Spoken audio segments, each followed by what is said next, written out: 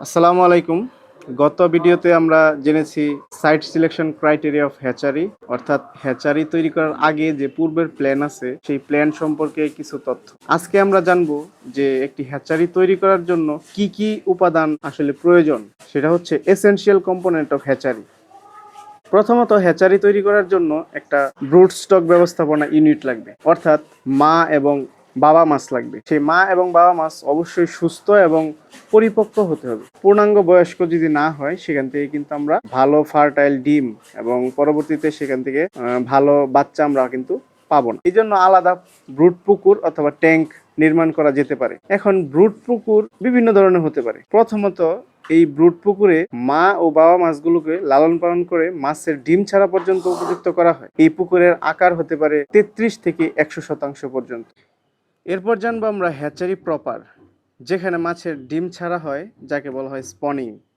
ডিম ফোটানো হয় এবং রেণুপোনা হ্যাচিং করা হয়। এই হ্যাচিংয়ের জন্য রেণুপোনার যত্নের সুবিধাও প্রদান করা হয়, যাতে তারা পোস্ট লার্ভা পর্যন্ত পৌঁছাতে পারে। এর পরবর্তীতে নার্সারি পুকুর 1, এখানে হ্যাচারি প্রপারের যে পোস্ট লার্ভা আছে সেই লার্ভাগুলো নার্সারি পুকুরে স্থাপন করে পোস্ট লার্ভেগুলোকে ফ্রাই পর্যন্ত বা পোনা পর্যন্ত লালন পালন করা হয়। এই পুকুরের আকার হবে 5 থেকে 15%। পরবর্তীতে নার্সারি পুকুর 2-এ প্রদান করা হবে এই পোনাগুলোকে।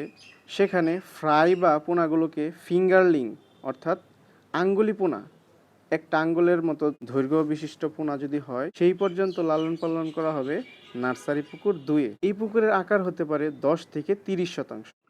পরবর্তীতে প্রয়োজন স্পনিং বা প্রজনন ইউনিট।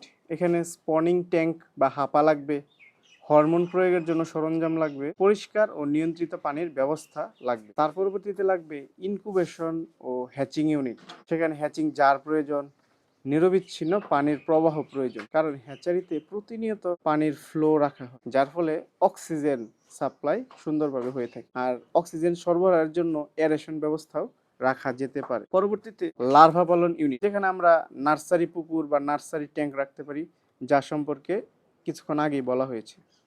প্রাকৃতিক খাদ্য প্লাঙ্কটন উৎপাদনের ব্যবস্থা থাকতে হবে এবং পানির গুণগত মান নিয়ন্ত্রণ রাখতে হবে। পানি যাতে কোনোভাবেই দূষিত না হয় এবং প্রতিনিয়ত চেষ্টা রাখতে হবে পানি পরিবর্তন করতে। এর পরবর্তীতে লাগবে পানি সরবরাহ ব্যবস্থা। নির্ভরযোগ্য পানির উৎস নদী, পুকুর বা গভীর নলকূপ বা পাম্প হতে পারে, এবং পানি পরিবহনের জন্য পাইপলাইনের ব্যবস্থা করতে হবে। ফিল্টার এবং সেডিমেন্টেশন ট্যাঙ্ক রাখতে হবে, কারণ আমাদের বাংলাদেশে দেখা গেছে পানিতে প্রচুর পরিমাণ আয়রন থাকে। আয়রন থাকার ফলে সেই পোনা বা হ্যাচারিতে অনেক বেশি সমস্যা দেখা দিতে পারে। এই জন্য পানিটা ফিল্টার করতে হবে বা সেডিমেন্টেশন ট্যাঙ্ক ব্যবহার করা যেতে পারে। পরবর্তীতে এয়ারেশন ও জেনারেটর ব্যবস্থা রাখতে হবে। এয়ার ব্লোয়ার বা কম্প্রেসর, এয়ার স্টোন বা ডিফিউজার ব্যবহার করা যেতে পারে। আর বিকল্প বিদ্যুৎ ব্যবস্থার জন্য জেনারেটর ব্যবহার করতে হবে, যাতে যখন বিদ্যুৎ থাকবে না তখন যাতে পানির মোটর এই জেনারেটরের সাহায্যে চালানো যেতে পারে। পানির গুণগত মান পরিমাপ যন্ত্র লাগবে, থার্মোমিটার যেখানে তাপমাত্রা পরিমাপ করা হবে, লাগবে পিএইচ মিটার যেখানে পানির পিএইচ পরিমাপ করা হবে, লাগবে অ্যামোনিয়া কিট যেখানে অ্যামোনিয়া পরিমাপ করা হবে।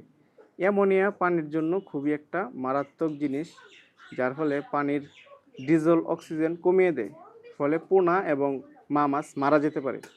আমাদের দেশীয় পদ্ধতিতে অনেক সময় হররা টানা হয়, এই হররা টেনেও অ্যামোনিয়া দূরীকরণ করা যায়। পরবর্তীতে লাগবে খাদ্য সংরক্ষণ ও প্রস্তুতিকরণ স্থান। সেই স্থানটি হতে হবে শুকনো এবং পরিষ্কার সংরক্ষণ কক্ষ। খাদ্য মাপা এবং মিশ্রণের বিভিন্ন সরঞ্জাম লাগবে। খাদ্য মাপার জন্য আমরা ওয়েগিং স্কেল ব্যবহার করতে পারি বা ওজন পরিমাপক যন্ত্র ব্যবহার করতে পারি। এরপরে প্রয়োজন ল্যাবরেটরি। পোনার বিভিন্ন অসুখ বা রোগ হতে পারে, যার জন্য রোগ বালাই দমন এবং রোগ শনাক্তকরণের জন্য ল্যাবরেটরি ব্যবহার করতে পারি। ল্যাবরেটরিতে লাগবে মাইক্রোস্কোপ, গ্লাস ওয়্যার ও টেস্ট কিট, রোগ নির্ণয়ের বিভিন্ন উপকরণ। পরবর্তীতে লাগবে নিষ্কাশন ব্যবস্থা, পানি বের হওয়ার জন্য সঠিক পথ, যাকে আমরা বলি আউটলেট। এছাড়াও বজ্র পানির ব্যবস্থাপনা, যাকে আমরা বলছি ওয়েস্ট ওয়াটার ট্রিটমেন্ট। ধন্যবাদ সবাইকে। এই ছিল এসেনশিয়াল কম্পোনেন্ট অফ হ্যাচারি, অর্থাৎ হ্যাচারি তৈরি করার জন্য কি কি উপকরণ লাগবে সেটি সম্পর্কে আমরা জানলাম।